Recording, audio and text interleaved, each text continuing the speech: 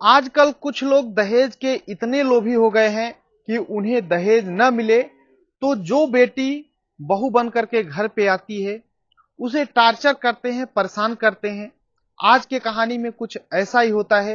एक व्यक्ति दहेज के लोभ में इतने हद तक गिर जाता है कि जिसे सुन करके आप भी चौंक जाएंगे, आप भी सोचने पे मजबूर हो जाएंगे कि इस दुनिया पे इस तरीके के भी लोग होते हैं। आपको ये कहानी सुनने के बाद लास्ट में आपको गुस्सा भी आएगा कि ऐसे लोग, ऐसे इंसान इस धरती पे जन्म ही क्यों लेते हैं। नमस्कार दोस्तों, मैं विजय शंकर पाल। इस वीडियो में लाइक करना, चैनल सब्सक्राइब करना, लास्ट तक बने रहना। पूरा A to Z बताऊंगा क्या है कहानी, कहां की है, सब कुछ। रोजाना 7 बजे शाम को हमारी एक नई वीडियो आती है, तो चैनल को सब्सक्राइब जरूर कर लेना। तो चलो स्टार्ट करता हूं। आज की जो सच्ची घटना सुनाने जा रहा हूं यह है उत्तर प्रदेश में बरेली एक जिला लगता है, यहीं पर एक कस्बा लगता है और उसी कस्बे में एक परिवार रहता था। इस परिवार के मुखिया होते हैं विजय बहादुर, जिनकी पत्नी सविता होती है। इन दोनों के एक बेटा और एक बेटी होती है। बेटी सबसे बड़ी थी जिसका नाम संजू होता है और बेटा छोटा होता है जिसका नाम विनय होता है। 4 लोगों का छोटा परिवार खुशी से रहता था। बस दिक्कत थी तो पैसे की। कमाने वाला कोई नहीं था, विजय बहादुर अकेले थे जो कि मजदूरी किया करते थे। घर का खर्च किसी तरीके से चलाते थे, मुश्किल से। फिर भी हंसता खेलता परिवार था, नॉर्मल परिवार था। बेटी बड़ी हो रही थी, विजय बहादुर को उसकी शादी की चिंता सताने लगती है। वो उसका रिश्ता खोजने लगते हैं। तभी बगल के गांव में एक परिवार रहता था। उस परिवार के मुखिया थे जिसका नाम श्यामलाल होता है। श्यामलाल की पत्नी थी जिसका नाम सुचिता देवी होता है। उनका एक बेटा था रितेश। 3 लोगों का संपन्न परिवार था। उनके पास धन दौलत थी, सब कुछ सही था। हर एक बाप यही चाहता है कि हम अपने बेटी को ऐसे जगह शादी करें, ऐसे जगह उसे भेजें जहां उसे न खाने पीने की दिक्कत हो, न ही रहने का दिक्कत हो। विजय बहादुर अपने बेटी का रिश्ता लेकर के श्यामलाल के घर जब आते हैं, श्यामलाल से बातचीत करते हैं, तो श्यामलाल भी शादी के लिए तैयार हो जाते हैं। विजय बहादुर उसी समय श्यामलाल से बोलते हैं कि आप दहेज कितना लेंगे, क्योंकि हर एक व्यक्ति आजकल डिमांड होता है तो लोग पहले से बात कर लेते हैं कि क्या कितना। तो जब विजय बहादुर श्यामलाल से बोलते हैं कि अगर कोई डिमांड हो तो बता दीजिए, फिर उस हिसाब से करेंगे, तो श्यामलाल बोलते हैं कि देखिए, हम दहेज के बिल्कुल खिलाफ हैं, हम दहेज नहीं लेते हैं, आपको जो भी इच्छा होगा अपने से दे देना।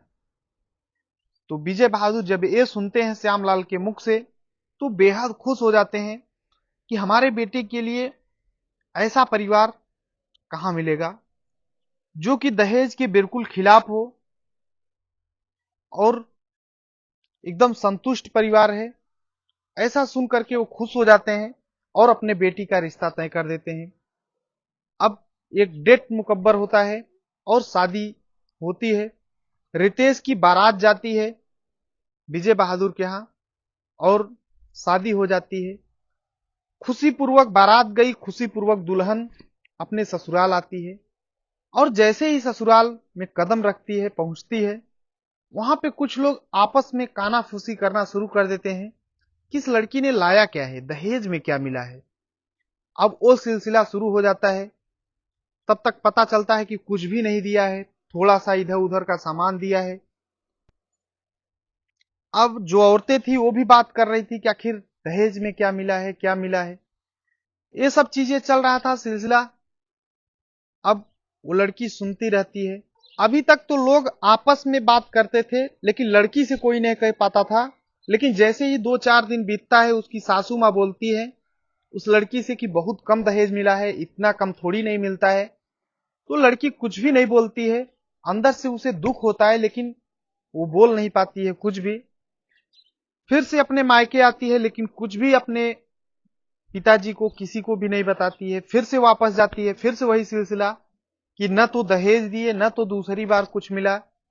अब वो लोग इतना कि उस बेटी से, संजू से लड़ाई झगड़ा करने लगते थे कि तुम्हारे बाप ने दिया क्या है। संजू जानती थी कि मेरे पिता मजदूरी करते थे, वो कुछ दे नहीं सकते हैं, इसलिए वो बिल्कुल शांत रहती है, बस सुनती रहती है। ऐसे ही सिलसिला चल रहा था, उसे बहुत ज्यादा टार्चर किया जा रहा था और हमेशा ये कहा जा रहा था कि तुम फोन करके अपने पिताजी से कहो कि हमें बाइक दें।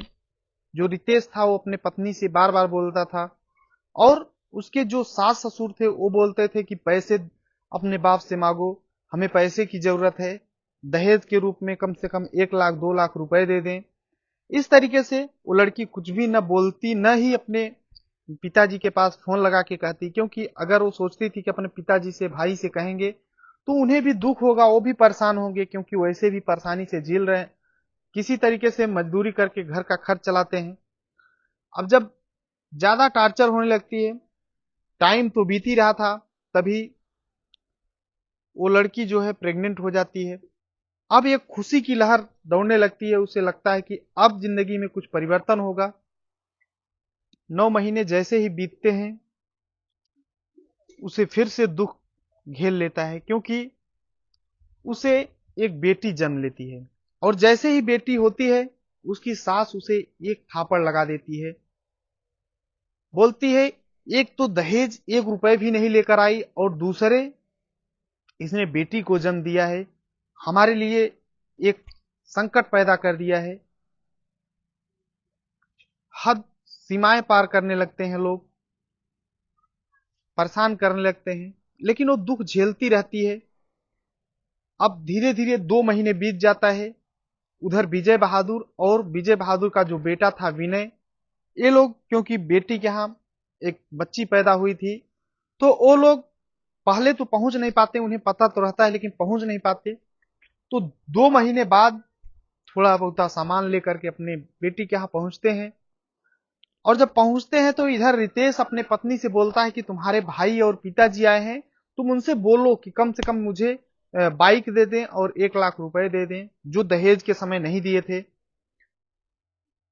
तो वो बेटी कुछ नहीं, संजू कुछ भी नहीं बोलती है। उसके भाई और पिताजी रहते हैं, वो बोल सोचती है अगर पिताजी से पूरा अपना दुख बताएंगे तो वो लोग दुखी होंगे, इसलिए अपने पिता से कुछ भी नहीं बताती है। और उसके पिता और भाई रहते हैं, खाना पीना खाते हैं, फिर अपने घर चले जाते हैं।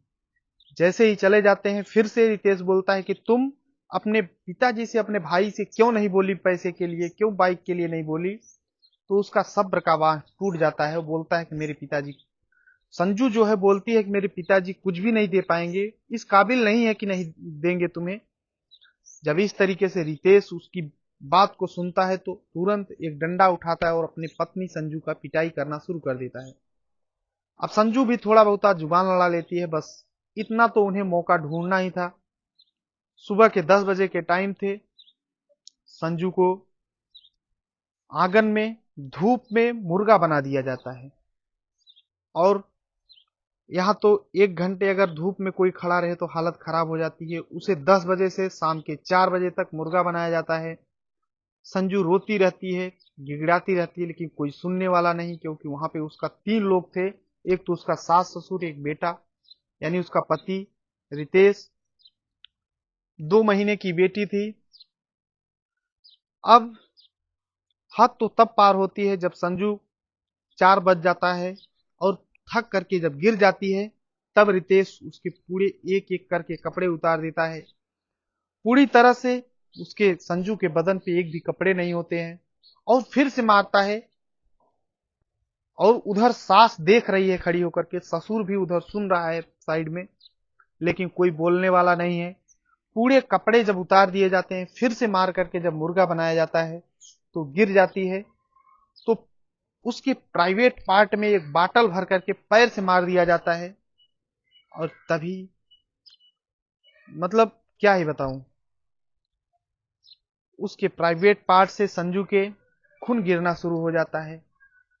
और फिर उसे बोला जाता है कि तुम अपने बेटी को, इस कलंकनी बेटी को लेकर के यहां से भाग जाओ। संजू परेशान हो जाती है, हैरान हो जाती है और वहां से अपने बेटी को उठाती है और उसके खून टपक रहे थे और वहां से चल देती है। उन लोगों को लगता है कि जाए जहां जाना हो। अब वो बेटी वहां से जाती है और पास के थाने में जाती है। जैसे ही थाने पे जाती है, वहां के जो पुलिस इंचार्ज थे वो देखते हैं कि एक औरत आई है जो कि खून से लथपथ है। वो लोग भी हैरान हो जाते हैं। महिला पुलिस आती है, बोलती है क्या हुआ है, तो पूरा बयान करती है, रो रो करके अपना दुखड़ा जब बताती है तो वहां पे जितने लोग होते हैं सभी के आंखों में आंसू आ जाता है। किस दुनिया में इस तरीके के भी लोग होते हैं। अब उस बच्ची को, संजू अपनी 2 महीने की बेटी भी साथ में ली थी। संजू को हॉस्पिटल पुलिस वाले ले जाते हैं और उसका इलाज शुरू करते हैं। जैसे इलाज होता है, अब उन तीनों को, रितेश को और उसके रितेश के माता पिता को गिरफ्तार किया जाता है। और जब उनसे पूछा जाता है तो लोग यही बात बताते हैं कि मैंने तो सिर्फ एक बाइक और 1 लाख रुपए मांगा था कि अपने माता पिता से मांगो, नहीं मांगी तो मैंने मार दिया। पुलिस वाले हैरान हो जाते हैं, उनके खिलाफ मुकदमा दर्ज करते हैं गंभीर धाराओं में। और आज के डेट में तीनों लोग सलाखों के पीछे हैं। संजू जब पुलिस के पास पहुंची थी तो वो समय था 14 जनवरी 2021 को। अब संजू के माता पिता भी सुनते हैं और फौरन थाने पर आते हैं, अपने बेटी को अपने घर ले जाते हैं। आज के डेट में संजू अपने मम्मी पापा के साथ रह रही है, अपनी छोटी बेटी के साथ। और ये तीनों सलाखों के पीछे हैं। बाकी ये पूरी घटना सुनाने का उद्देश्य किसी को परेशान करना है, दुख पहुंचाना नहीं, बल्कि आप सभी को जागरूक करना है। आप जहां भी रहें अपना और अपनों का ख्याल रखें। बाकी आप इस पूरी घटना के बारे में आप क्या राय देना चाहते हैं कमेंट बॉक्स में जरूर करना, कि जो रितेश और उसके माँ बाप ने किया वो सही था या गलत था, और संजू ने जो निर्णय लिया ये सही था या गलत। अगर काश संजू हमारे ख्याल से पहले ही पुलिस के पास गई होती तो आज इसके साथ जो इंसानियत के हद को पार किया गया ये वाकई में न होता। बाकी मिलते हैं नेक्स्ट वीडियो में, तब तक के लिए जय हिंद, वंदे मातरम।